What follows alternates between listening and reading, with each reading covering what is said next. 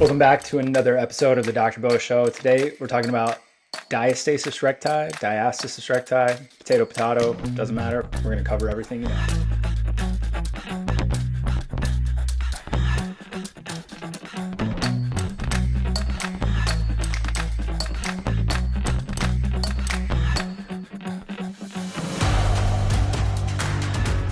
So diastasis recti, first thing we need to do is define it. So it is generally defined as a separation, almost a form of a hernia in what's called the linea alba in between the rectus abdominis.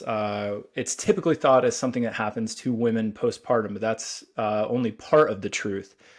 So if we back up to when we're all born, we are naturally all born with a diastasis recti. We don't have a fully developed abdominal wall like a lot of the movement competencies that we gain along the way. This one's not going to we're not going to close that that natural diastasis until around the 6 to 8 month window.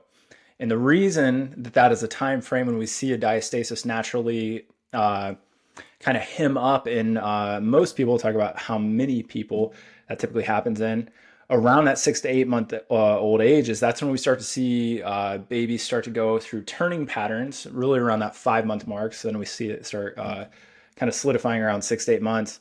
But the oblique chains, then as we see differentiation of limbs further into that, so that means when we can oppose opposite arm, opposite leg, more of the oblique chains are drawn in, and those oblique chains act kind of like a buttress along with the transverse abdominis.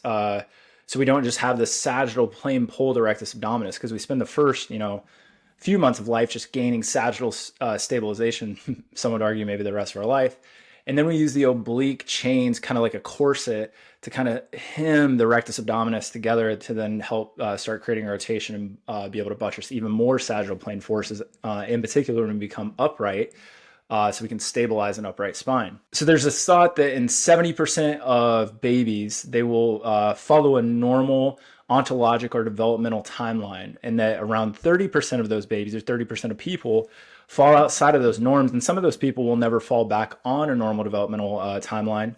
And that's sometimes thrown into this broad catch-all of central coordination disorders, which basically means that somebody just has some disruption in their normal development, whether that's going to pan out later in life or not, yet to be seen. The correlation here is maybe within this 30% of the population that don't follow this normal developmental timeline, they may be some of the same people that a diastasis recti will persist throughout life, or at least makes it easier to show back up later in life based on a few of the predisposing factors we're going to talk about next, which one of those factors is just simply age. So as we age, we tend to lose in upper age movement competency, maybe the ability to stabilize due to muscle atrophy, normal sarcopenia, injuries, things like that. Bigger issues, no pun intended, would be central adiposity. That's both in men and women. And yes, men, this can happen to you as well.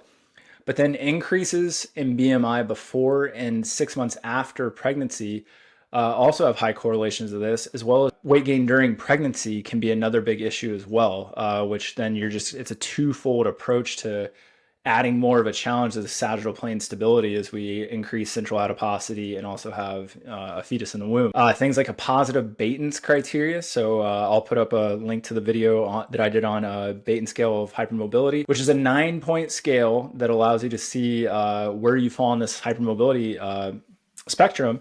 And it should make sense that if somebody has a tissue profile that is a little more lax or stretchy, it's again going to be harder, in particular when somebody's pregnant, not to or to be able to buttress those forces. And the linea alba is a thickened piece of fascia that rests between the two sides of the rectus abdominis, so that just predisposes it to some postpartum separation.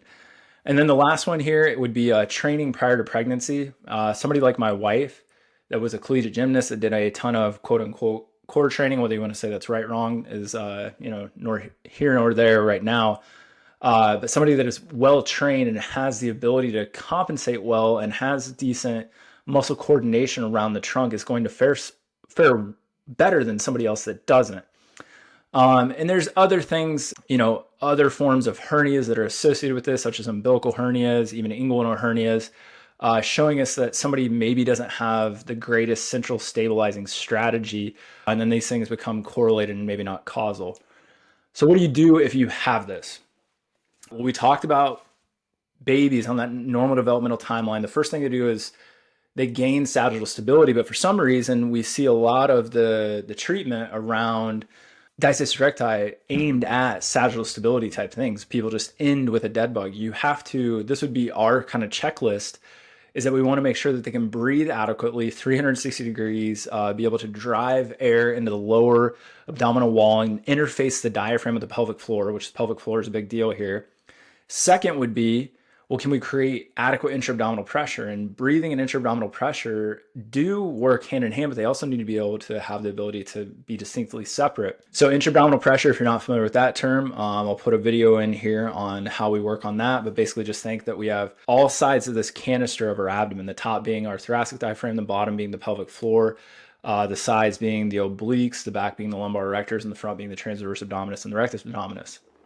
So when that canister can create force against the viscera, and the viscera creates an opposing force, creating an eccentric load on the abdominal musculature, we get this term intra-abdominal pressure, which is the biggest buttressing force to the lumbar spine, in particular when we're moving through things like extension, which correlates directly to sagittal plane stability.